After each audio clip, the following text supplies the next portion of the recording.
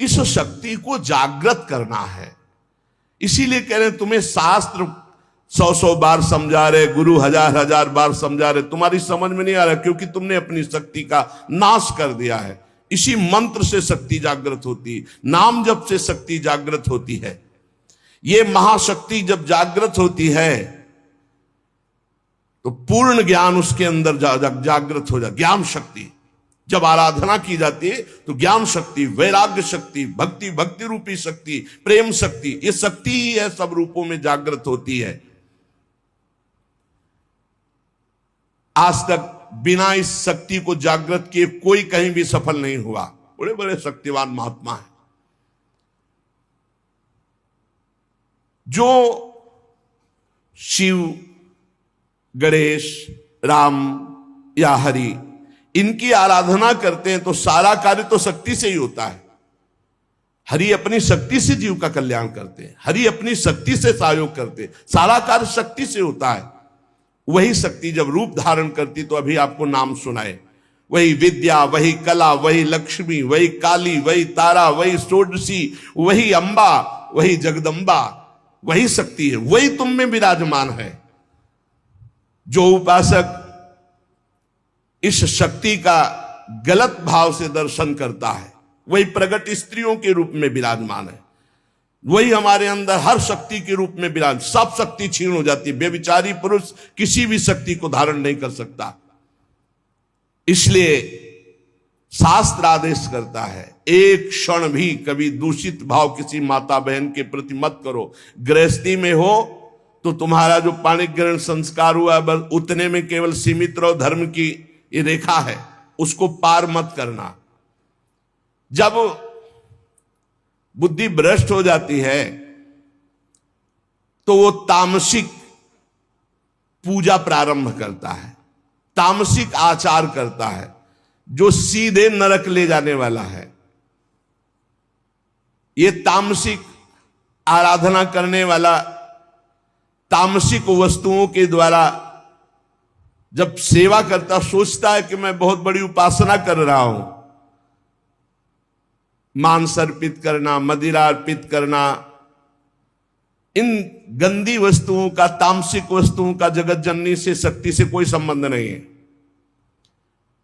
जहां यह बात आती है शक्ति जागृत सबको करना पड़ता है, मंत्र में शक्ति ही विराजमान है। तो शास्त्रों का रहस्य है, शास्त्र आदेश करते हैं कि पशु बलि देनी चाहिए, पशु बलि।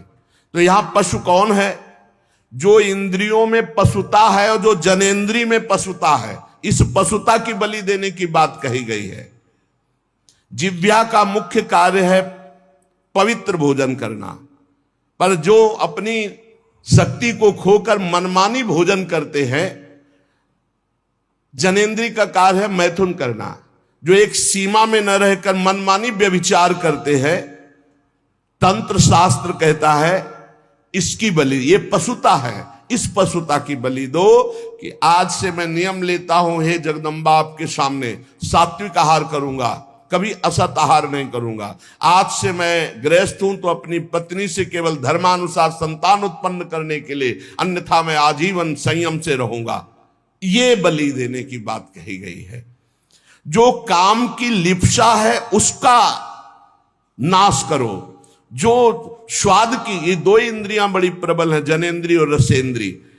परमार्थ में चलने वाले को अपनी दैवी संपदा जागृत करने के लिए इन दो की बलि देना ही पड़ेगा, जबान के स्वाद की और जनेन्द्रिय के भोग की। इस पशु बलि के अतिरिक्त पराशक्ति को कहीं भी ऐसा नहीं लिखा कि अन्य पशुओं की बलि चढ़ाई जाए।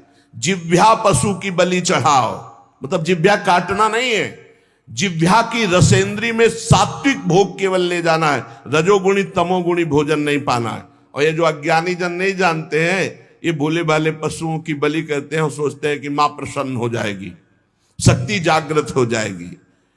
और जो जनेन्द्रिय को संयम में रखता है, समस्त चराचर जगत की जितनी भी स्त्रियां हैं सबको जगदम्बा का स्वरूप मानता है, भगवती की शक्ति उसके अंदर जागृत हो जाती है। विद्या तव देवी भेदा स्त्रिया समस्ता सकला जगत्सु। जितनी विद्याएं भेद से सब हे जगदम्बा आप ही हैं, और जितनी माताएं हैं वो सब छोटी बड़ी सब हे जगदम्बा आप ही हैं। जो गृहस्थाश्रम का व्रत धारण किए एवं पितृ ऋण से मुक्त होने के लिए केवल संतान उत्पत्ति के लिए अपनी पत्नी से सहवास करते हैं और निरंतर भगवत भजन करते हुए संयम से चलते हैं, उनको भी ब्रह्मचारी ही कहते हैं, उपासक ही कहते हैं। अन्यथा जगन माता की तरफ यदि काम दृष्टि से देखा तो वो संहार शक्ति भी है, तुम्हारे अंदर की साधना दैवी संपदा सबका नाश हो जाएगा। किसी भी माता बहन की तरफ काम दे, वो तुम्हारी भोग्य वस्तु नहीं है। अगर असावधानी की तो आपके आंतरिक शक्तियां आपको छोड़ देंगी, फिर आप पतित हो जाएंगे। ये मोक्षदायिनी शक्ति है यदि सही भाव से चला जाए। उपासक इस मार्ग में, भगवत मार्ग में बलिदान जरूर देना होता है, बलि देनी ही होती है। बहुत सावधानी से सुनना, यहां अपने भोग वासना की बलि देनी होती है। जो भोगों में फंसा हुआ है उस वृत्ति की बलि देनी होती है। ये मां के नाम पर मां की ही संतान और उसका गला काट करके, ऐसी बलिदान की कहीं शास्त्रों में आज्ञा नहीं की गई। मां को हर संतान अपनी उतनी ही प्यारी होती, चाहे वो मूर्ख क्यों ना हो। तो जगन माता जगदम्बा दिव्य शक्ति, इनके बिना तो कुछ है ही नहीं। त्याग शक्ति, वैराग्य शक्ति, ज्ञान शक्ति, भक्ति शक्ति, प्रेम शक्ति, यही सब स्वरूपों में प्रकाशित है। जो मूर्ख मां के प्यारे बच्चे की मां के सामने बलि चढ़ाता है, मां उसके धन जन बुद्धि बल ऐश्वर्य सत्ता इस सब का नाश कर देती है। ध्यान देना, ये जो मुर्गा मुर्गी बकरा बकरी माता के सामने चढ़ाते हैं कि हाँ मां प्रसन्न हो जाएगी, दीनहीन दुखी उस पशु को जो कुछ नहीं कर सकता है, तुम मां की कृपा प्राप्त करने के लिए मां के सामने मां के बच्चे को मारकर, मां को वो खून चढ़ाकर तुम जानते हो मां प्रसन्न हो जाएगी। तो स्पष्ट लिखा है तुम्हारा सारा धन जन बुद्धि बल ऐश्वर्य सत्ता सबका नाश कर देगी वो मां, क्योंकि तुम उसके खिलाफ कार्य कर रहे हो। मां कब प्रसन्न होगी? जब तुम अपने धन बल से, बुद्धि बल से, शरीर बल से दूसरों को सुख पहुंचाओगे, क्योंकि दूसरे सब मां की संतान है। मां तुम्हें गोद में बैठा लेगी जब मां की आज्ञा के अनुसार चलोगे, और वही सब शक्तियों की स्वामिनी है, वो तुम्हारे अंदर शक्ति जागृत कर देगी। बलिदान करना है, निश्चित शास्त्रों में आज्ञा है बलि की, बलि चढ़ाना है, लेकिन काम की बलि चढ़ाना है, क्रोध की बलि चढ़ाना है, लोभ की बलि चढ़ाना है, असत्य की बलि, इंद्रिय विषय विलासिता इसकी बलि चढ़ाना है। तुम मां से प्रार्थना करो तुम्हारी बुद्धि शुद्ध हो जाए, मां की चरण रज से तुम्हारे अंदर आसुरी भाव उसकी बलि चढ़ जाए। जब तुम प्रेम भाव से मां की आराधना करोगे तो तुम्हें जो परम लाभ मिलेगा वो दिव्य शक्तियां जागृत हो जाती है। और जब मां से विपरीत भाव किया जाता है, मां को भोग्य भाव से देखोगे, इससे बड़ा विपरीत भाव क्या है? ये सब मां ही तो है विविध रूपों में, जननी ही शक्ति तो है। फिर कोई ये प्रश्न कर सकता है, बड़ा सुंदर है, कि मां के हाथ में नरमुंडों की माला है और मां जिह्वा में रक्त लगाए हुए है, तो अगर मां को अगर बलि पसंद नहीं तो क्यों काटा? महिषासुर को मारा, चंडमुंड रक्त बीज, बहुत से शुंभ निशुंभ बहुतों को काट काट के ढेर लगा दिया। क्या वो मां के पुत्र नहीं थे क्या? आप हमें बलि के लिए निषेध कर रहे हैं, तो क्या मां को खून नहीं प्यारा? तो कह रहे वो मां के बच्चे नहीं हैं, हम ऐसा नहीं कहते, वो मां के बच्चे हैं, पर वो मां से ही भोग करने की भावना रख रहे थे और मां के उन सीधे साधे दुर्बल बच्चों की हिंसा कर रहे थे। तो अगर एक बच्चा ऐसा हो जाए कि पूरे परिवार को काट रहा है तो मां स्वयं काट देगी। वो अपने दुलार को एक तरफ रख के उसको काट देगी। पूरे विश्व की रक्षा के लिए इन राक्षस रूपी पुत्रों की मां ने स्वयं हत्या की और उन्हीं की प्यार से मुंडों की माला धारण की, जो पूरे चराचर जगत का विनाश कर रहे थे। पूरे चराचर जगत को कष्ट दे जो बालक, तो मां समर्थ होते हुए कैसे बर्दाश्त कर सकती है। इसलिए निरपराध ये बकरा, ये मुर्गा किसी को कष्ट नहीं दे रहे। अगर तुम्हें बलि चढ़ानी है तो अपने काम, क्रोध, लोभ, मोह, मद, मत्सर की इनकी बलि चढ़ाओ, अपनी वासनाओं की बलि चढ़ाओ, अपनी जिह्वा रसेंद्री की बलि चढ़ाओ कि हम ऐसे गलत भोजन नहीं करेंगे। जनेंद्री, हम किसी माता की तरफ कभी हम गंदी दृष्टि नहीं रखेंगे, सब में भगवत भाव रखेंगे। जो इन सीधे साधे पशु पक्षियों की बलि चढ़ाता है तो भगवती फिर उनका विनाश दूसरे रूप में करती है। इसलिए उपासक किसी भी तरह से कोई आसुरी प्रवृत्ति वाली उपासना न स्वीकार करे, कोई आसुरी प्रवृत्ति वाले आचरण न करे। किसी भी शक्ति को मंजूर नहीं। शक्ति सबको चाहिए, चाहे किसी भी मार्ग में चलने वाला हो, शक्ति सबके अंदर जागृत होती, बिना शक्ति के एक कदम नहीं चल सकता। पशु बल, मानव बल, असुर बल, देव बल, ये ईश्वरी शक्ति के आगे नहीं, सब ईश्वरी शक्ति के अंतर्गत है। जब पशु बल बढ़ता है तो यही शक्ति जागृत होकर उसका नाश करती है। जब मानव बल बढ़ता है आसुरी प्रवृत्ति से तो यही शक्ति उसका नाश करती है। जब असुर बल बढ़ता है तो यही शक्ति नाश करती है। जब देव बल बढ़ता है और असुर भाव को प्राप्त होता है तो उसका भी विनाश यही शक्ति करती है। महिषासुर विशाल पशु बल, तो भगवान की शक्ति ने महान दुर्गा रूप धारण करके काट के फेंक दिया महिषासुर को।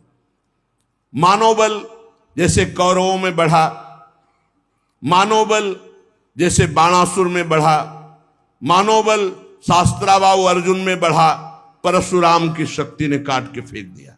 श्री कृष्ण शक्ति ने बाणासुर को सीमित कर दिया।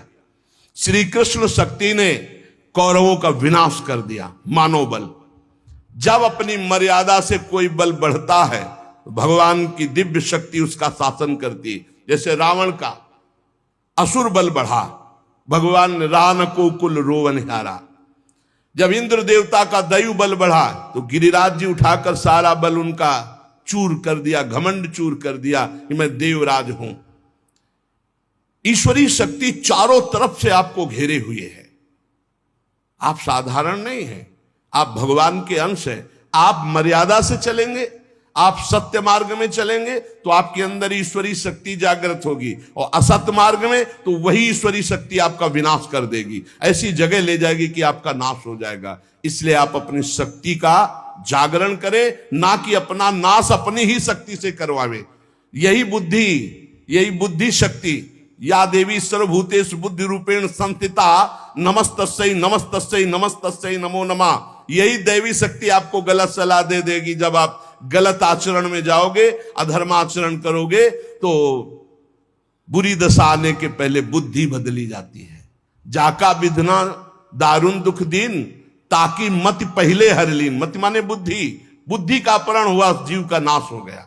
इसलिए श्रीपाद प्रबोधानंद जी कह रहे, तुम्हारे अंदर शक्ति है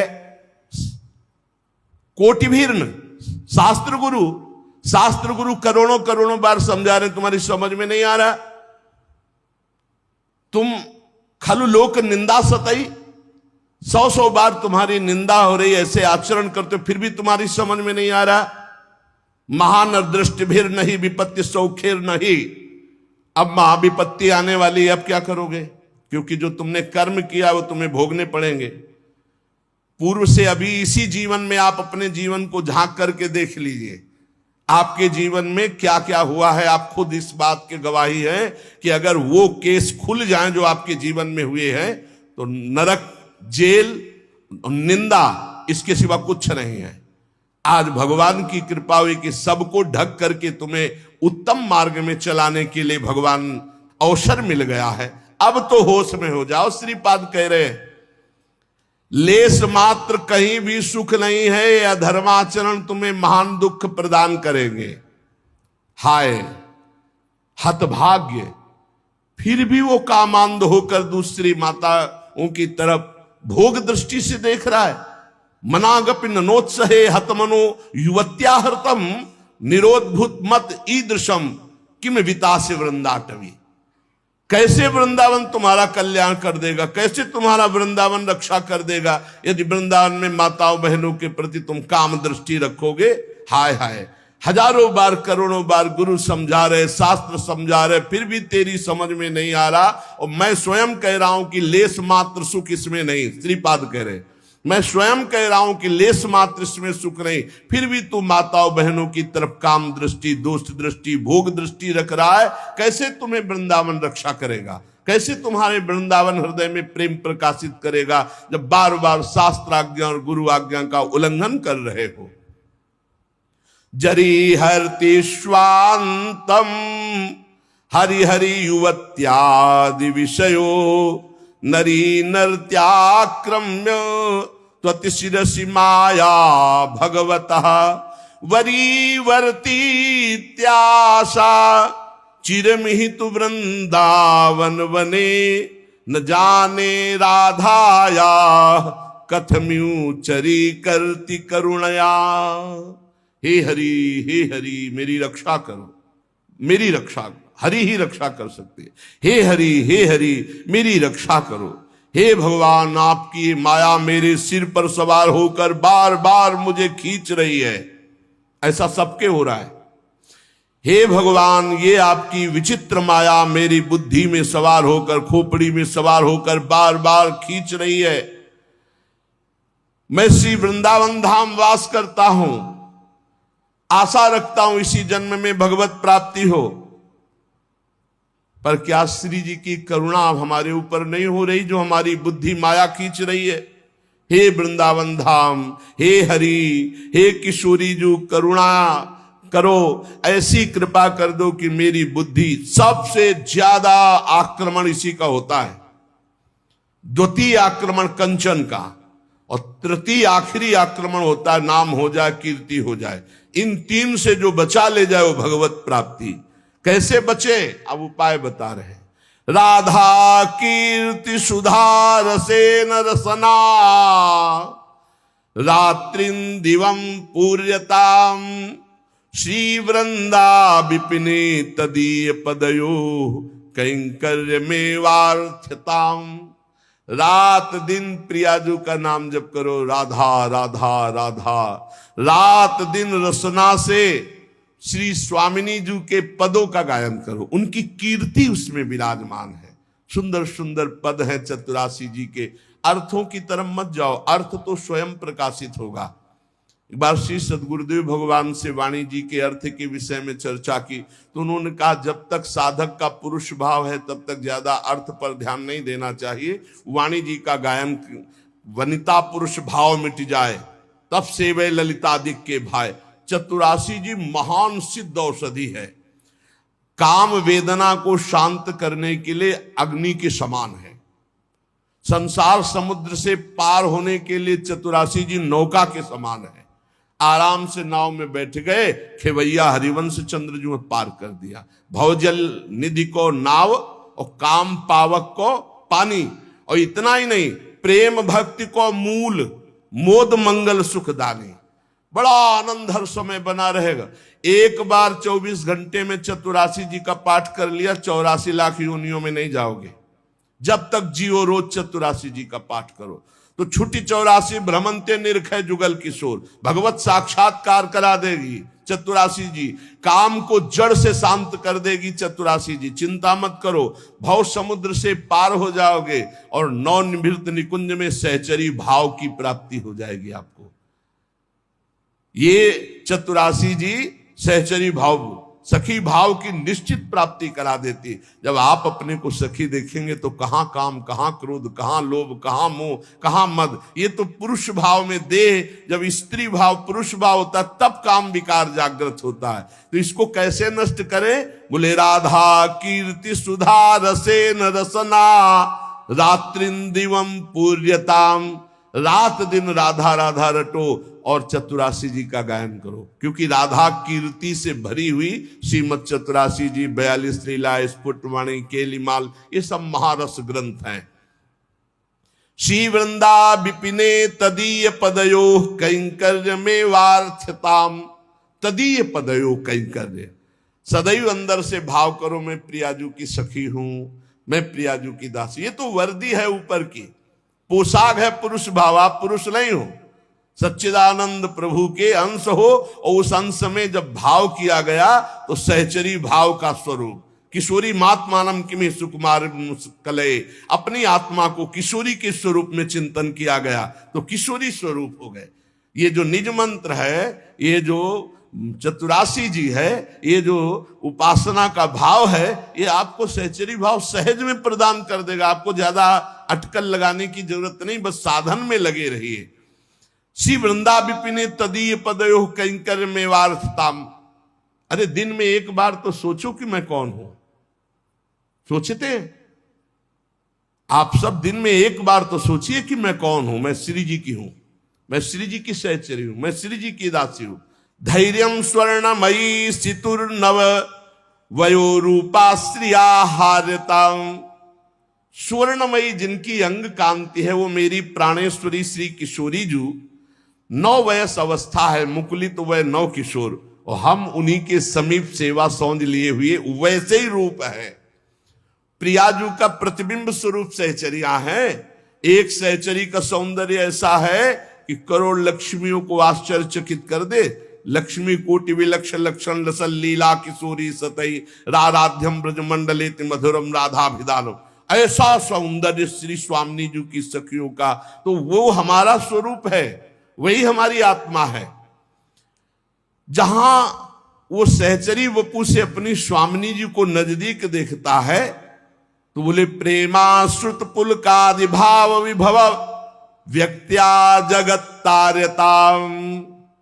बाहर से पुरुष या स्त्री शरीर है, अंदर से अपने को अपनी स्वामिनी जी के समीप भाव दे से जहां देखा तो प्रेमाश्रुत पुलकादि भाव विभवैर, दिव्य भाव अशुभ प्रवाह चल रहा है। आंखों के सामने प्रिया प्रीतम है, आंखों से अश्रु बह रहा है। गदगद सुर नैना सजल दंपति रस रहे भीन, ईगत वृंदा विपिन में फिरे प्रेम तल्लीन। श्रीपाद करे जगत तार्यताम। वह महापुरुष संपूर्ण जगत को परम पद दिलाने की सामर्थ्य रखता है, जो प्रियाजू के समीप हर समय अपने भाव दे से रहता है। अश्रु प्रवाह हो रहा है, पुलकित हो रहा है, गदगद कंठ से उनकी कीर्ति का गान कर रहा है। सातरत सा लोकान तारयति। अतिरस विवशम किशोर युग्मम द्रुत नव कांचन नील रत्न रोचि। सुई मलवर भाव मूर्ति वृंदा विपिन निकुंज गृहोदरे चकास्ति। पर यह भाव अनन्यता से आता है, अपने इष्ट के अनन्य हो जाना, सर्वत्र अपने इष्ट को देखना और अपने इष्ट में अनन्य भाव आ जाना। इतना तो समझना यह है कि भगवान एक हैं, प्रभु एक हैं, दो नहीं। बोले हमारे तो प्रिया प्रीतम 2 हैं, ये भी एक ही है। रसो या परमानंद एक एव द्विधा सदा, एक ही परमानंद रस रूप धारण किया, प्रिया और प्रीतम का रूप। ये नवल किशोरी नवल किशोर, 2 तन, 1 प्राण, 1 मन, 1 रुचि, 1 स्वभाव, 1 तत्व, और 2 तन धारण किए हुए हैं। सत्य 2 नहीं होते, एक ही होता है। वो विभिन्न रूपों में प्रकाशित हो सकता है, पर होता एक ही है। वो अलग अलग दिशा में, अलग अलग रूपों में, अलग अलग नामों में प्रकाशित हो गया। जैसे हमारे यहां हित तत्व ही वृंदावन, हित तत्व ही खगमृग पशु पंछी, हित तत्व ही लता वृक्ष औषधि, हित तत्व ही प्रिया प्रीतम, हित तत्व ही सहचरी। हित के सिवा, प्रेम के सिवा कुछ नहीं। प्रेम प्रिया प्रीतम, प्रेम वृंदावन, प्रेम लता पता खगमृग पशु पंछी रजरानी यमुना रसरानी, सब प्रेम, प्रेम तत्व के सिवा ये सब प्रेम के नाम है। इस मार्ग में चलने वाले उपासक को स्थूल बुद्धि का त्याग करना होता है। स्थूल बुद्धि में क्या आता है? ये स्त्री है, पुरुष है, जड़ है, चैतन्य है, ये अच्छा है, बुरा है। सूक्ष्म बुद्धि क्या देखती? क्योंकि प्रेम सूक्ष्म तरम है। सूक्ष्म बुद्धि ना स्त्री देखती, ना पुरुष देखती, ना क्रिया देखती, वो सब के अंदर बैठे हुए प्रभु को देखती। सब में मेरे राधा वल्लभ लाल विराजमान, सर्वान वस्तुतया निरीक्ष परम स्वाराध्य बुद्धिर्मम। खास परमार्थ का साधक इस बात को जरूर स्वीकार करता है कि सब में मेरे प्रभु विराजमान है। इसलिए वो किसी की निंदा नहीं करता, किसी का खंडन नहीं करता, पर अपने इष्ट को सबसे श्रेष्ठ मानता है। ये हर उपासक को चाहिए। गुरु प्रदत्त इष्ट देव में सर्वोपरि भावना, किसी का खंडन नहीं, किसी को नीचा नहीं दिखाना, किसी की निंदा नहीं करना, पर इष्ट हमारा हमारे लिए सर्वोपरि है, ऐसा भाव। चाहे वो राम उपासक हो, शिव उपासक हो, कृष्ण उपासक हो, जगदम्बा उपासक, अपने इष्ट को सर्वोपरि मानना और किसी के भी इष्ट की निंदा ना करना और उसको नीचा ना दिखाना, अपने लिए अपने इष्ट को सर्वोपरि मानना। ये भावना इतनी जोर की होनी चाहिए कि अपने इष्ट के सिवा और कुछ रह ही न जाए पूरी सृष्टि में। उत्तम के बस असमन माही, सपने हूं आन पुरुष जग नाही। एक बार गोस्वामी तुलसीदास जी वृंदावन आए, प्रातःकालीन वेला अपनी नित्य दिनचर्या करके निकले दर्शन करने के लिए। तो श्रृंगार में जिन ठाकुरों के दर्शन किए तो सब में मुरली, मोर मुकुट, ललित त्रिभंगी, पार्श्व में श्री राधा किशोरी। प्रणाम किया,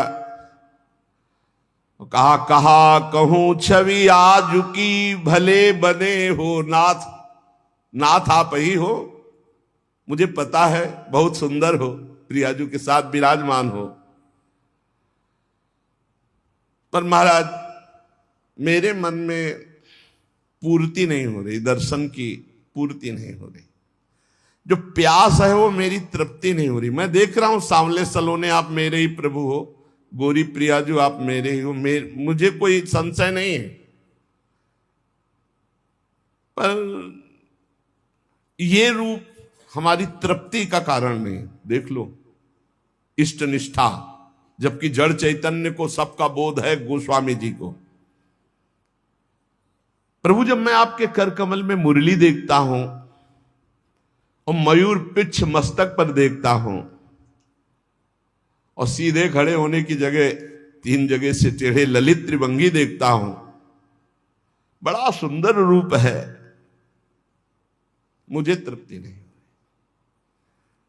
तुलसी मस्तक तब नवे जब धनुष बाण हो हाथ, साष्टांग दंडवत तो तब करूंगा जब ये मुरली की जगह सारंग धनुष हो और टेढ़े की जगह सीधे हो जाओ और राज मुकुट चक्रवर्ती सम्राट का धारण किए हुए।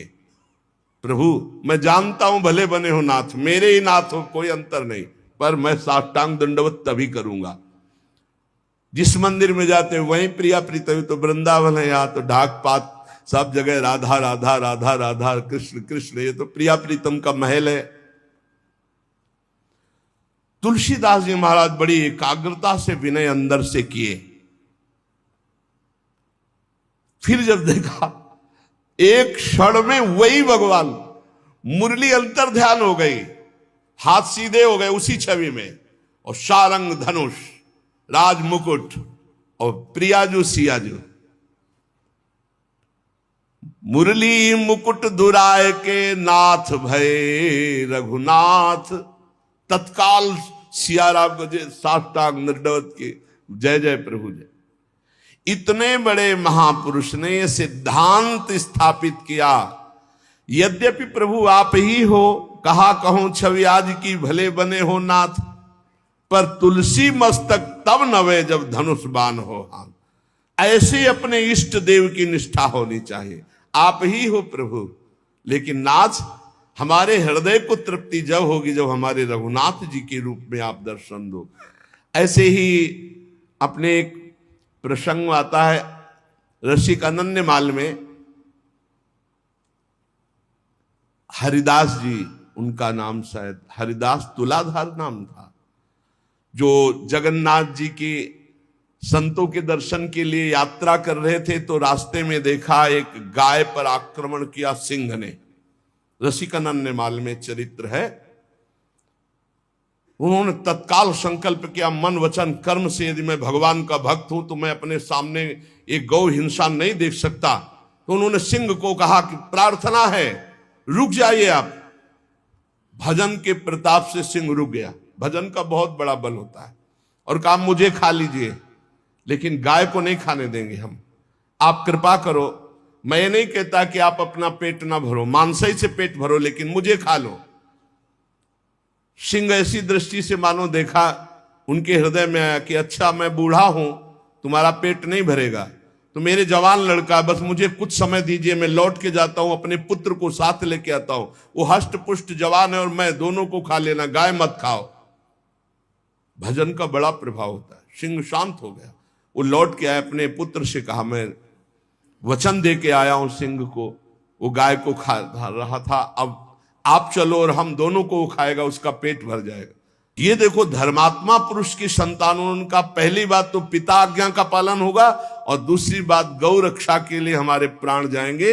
आज हमारा जन्म धारण करना सार्थक हो गया और पिताजी चलो आगे आगे वो चलने लगा। जब वहां पहुंचे, प्रार्थना की, बिल्कुल वैसे सिंह बैठा था, गाय जा चुकी थी, प्रार्थना की मुझे खा लो और मेरे बेटे को खा लो। बड़ी जोर से गुर्राया सिंह, दहाड़ा, आंख मूंद के बैठ गए। थोड़ी देर देखा कि आक्रमण ही नहीं हुआ, तो जब देखा तो शंख चक्र पद्म गदा धारण की हुई भगवान नारायण, तो उनका अच्छा परीक्षा ली जा रही थी। प्रणाम किया और कहा प्रभु आप, और उदास हो गए। तो उनका तुम प्रसन्न होते हुए भी उदास कैसे हो गए? बोले प्रभु मेरे नेत्रों को बान पड़ गई है, निकस कुंज ठाढ़े भये, हरिवंश महाप्रभु के शिष्य थे, निकस कुंज ठाढ़े भये भुजा परस्पर अंश, श्री राधा वल्लभ मुख कमल निरख नयन हरिवंश। मैं जानता हूं मेरे ही प्रभु पर मुझे प्रसन्नता नहीं। अगर मुझे प्रभु प्रसन्नता देना चाहते हो तो उसे, वहां तत्काल जो शंख चक्र गदा पद्म धारण की हुई भगवान नारायण थे, अंतर ध्यान हो गए। वही तत्व है ना, तत्काल प्रिया प्रीतम के रूप में नेत्र शिर आ गए। एक प्रसंग आता है प्रियालाल ब्रज लीला के अंतर्गत, एकांतिक कोई वार्ता करना चाहते थे समस्त गोपी मंडल के मध्य में, तो अंतर्धान हो गए। पूज्य भाई जी से हनुमान प्रसाद पोद्दार जी ने लिखा है। अब सांकेतिक कुंज में जाकर लालजू विराजमान हो गए, प्रियाजू दूसरे मार्ग से उधर चली और गोपीजन दूसरे मार्ग से। गोपीजन वहां शीघ्र पहुंच गई और देखा लालजू ने कि गोपियां आ गई। अब क्या करे, तो दो भुजा बढ़ा ली।